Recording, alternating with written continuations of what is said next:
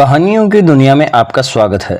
तो शुरू करते हैं। मेरा नाम सान्या है और आज मैं आपको अपनी ज़िंदगी की एक ऐसी कहानी सुनाने जा रही हूं जो मैंने कभी किसी से साझा करने की हिम्मत नहीं की।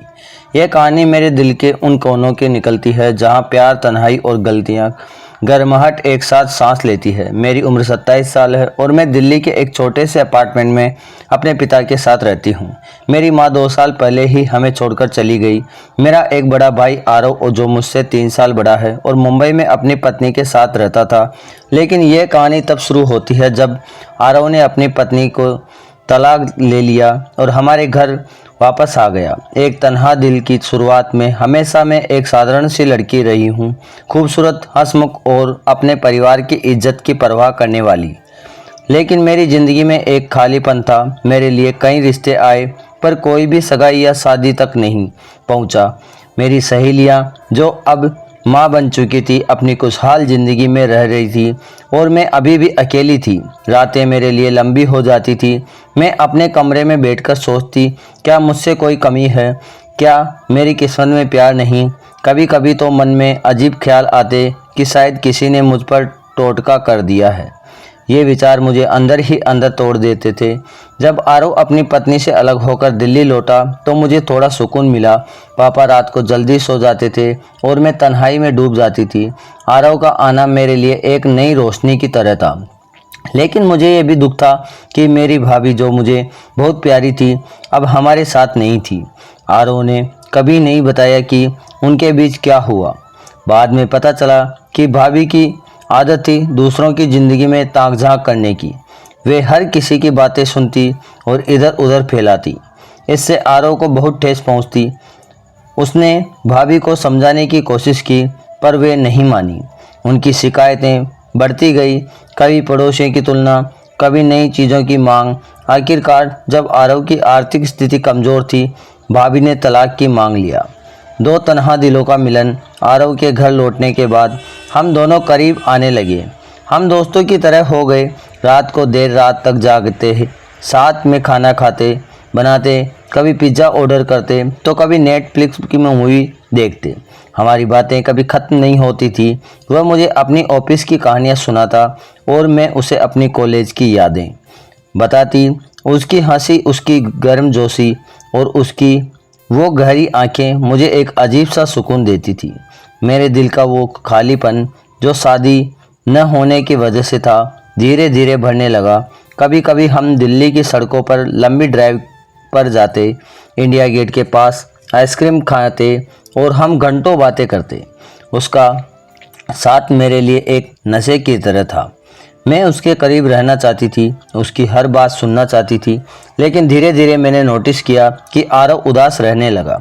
वह पहले जैसा हंसमुख नहीं था। कई बार मैंने उसे अपने कमरे में अकेले बैठे देखा। आंखें खोली, चेहरा मायूस। मैंने पूछा, आरव क्या हुआ? तुम इतने परेशान क्यों रहते हो? अगर भाभी की याद आती है तो बात करो ना उनसे। सिर्फ इतना कहा, सान्या मैं उनकी वजह से दुखी नहीं हूँ, बस कुछ और सोच रहा हूँ। एक रात जो सब बदल दे। उसकी हालत बिगड़ती गई। वह खाना कम खाने लगा, मुझे बातें कम करता और ज़्यादातर अपने कमरे में बंद रहता। मैं परेशान थी कि शाम मैंने ठान लिया कि आज उसे इस अंधेरे से निकालूंगी। मैं उसके कमरे की ओर गई। दरवाज़ा हल्का सा खुला था। मैंने अंदर झांका और जो देखा उसने मेरे दिल की धड़कनें रोक दी। आरव अपने लैपटॉप पर कुछ ऐसा देख रहा था जो मुझे समझते देर नहीं लगी।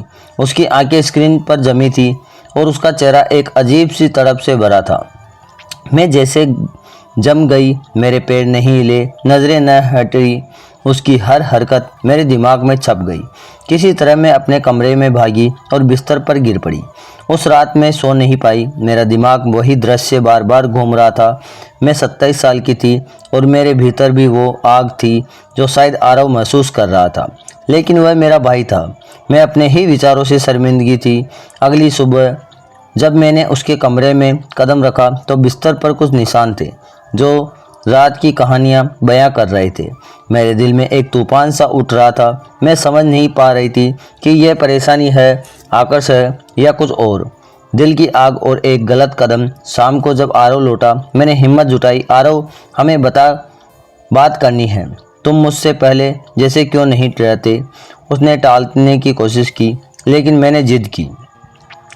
आखिरकार मैंने कह दिया, कल रात मैंने तुम्हें देखा था वो फिल्म में। उसका चेहरा लाल हो गया। सान्या, तुम मेरे कमरे में झांकती हो, ये क्या बकवास है। उसकी आवाज़ में गुस्सा था और उसके शब्दों में मुझे तोड़ दिया। मैं रोते हुए अपने कमरे में भाग गई। कुछ देर बाद आरव मेरे पास आया। उसने मेरे कंधे पर हाथ रखा और कहा, सान्या प्लीज़ मत रो, मैंने गलत कहा। मैंने आंसू पोंछते हुए कहा, आरव मैं तुम्हें दुखी नहीं देख सकती। मुझे मेरा वो भाई चाहिए जो मेरे साथ हंसता था। उसने मेरी आंखों में देखा और उसकी नज़रें बदल गई। सान्या, क्या तुमने जो देखा वो तुम्हारे मन से नहीं निकल रहा। मैं शर्मा गई। हाँ आरव, मैंने पहली बार ऐसा कुछ देखा। क्या शादीशुदा ज़िंदगी ऐसी होती है। उसकी नज़रें में चेहरे में से मेरे होठों तक गई। सान्या का, क्या तुम मेरे करीब आना चाहती हो। उसका वह स्पर्श था जैसे आग से लिपटा हुआ। मैं स्तब्ध थी, लेकिन मेरे दिल में जवाब दे दिया। मैंने शर्माते हुए सिर हिलाया। हाँ आरव, लेकिन अगर मैं तुम्हारे करीब आऊँ तो क्या तुम वो फिल्में छोड़ दोगे। उसने मुझे अपनी बाहों में भर लिया। उसका स्पर्श मेरे शरीर में बिजली की तरह दौड़ा। उस रात हम एक ऐसी राह पर चल पड़े जो गलत थी, लेकिन उस पल में वो आग, वो जुनून हमें सही लग रहा था। पतन और प्रायश्चित। कुछ हफ्तों तक हम उस आग में जलते रहे। हम सावधानी बरतते, लेकिन हमारा रिश्ता अब पवित्र नहीं था। एक रात जब हम मेरे कमरे में थे, पापा को आहट सुनाई दी। सान्या ने, क्या हो रहा है। उनकी आवाज़ में गुस्सा और दर्द था। हम दोनों सहम गए। पापा ने सब समझ लिया। तुमने हमारे परिवार की इज्जत मिट्टी में मिला दी। पापा की आंखों में आंसू थे। मैं और आरव शर्म से सिर झुकाए खड़े थे। अगली सुबह पापा ने आरव को घर छोड़ने को कहा। अब तुम्हारी ज़िंदगी अलग हो गई। मुझे भी मेरी गलती का एहसास हुआ। कुछ महीनों बाद पापा ने मेरे लिए एक रिश्ता ढूंढा। रोहन एक सॉफ्टवेयर इंजीनियर था जो दिल्ली में ही रहता था। वो नेक, प्यार करने वाला और समझदार था। हमारी शादी हुई और मैंने उसके साथ एक नई शुरुआत की। रोहन का प्यार मेरे लिए एक नई रोशनी था।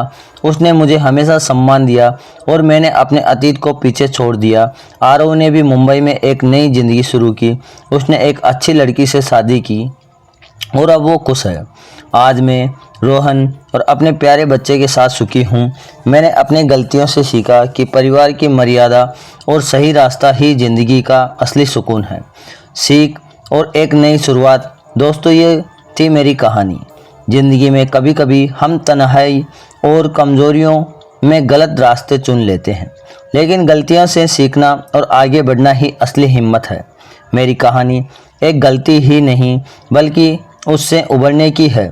प्यार, जुनून और गलतियाँ ज़िंदगी का हिस्सा है, लेकिन सही रास्ते पर लौटना ही हमें इंसान बनाता है। तो दोस्तों, आपको मेरी कहानी कैसी लगी, अपने विचार साझा करें। अगर आपको ये कहानी पसंद आई हो तो इसे लाइक एंड शेयर करना ना भूलें। ऐसी कहानियों के लिए हमारे चैनल को सब्सक्राइब करें और बेल आइकन दबाना ना भूलें। धन्यवाद।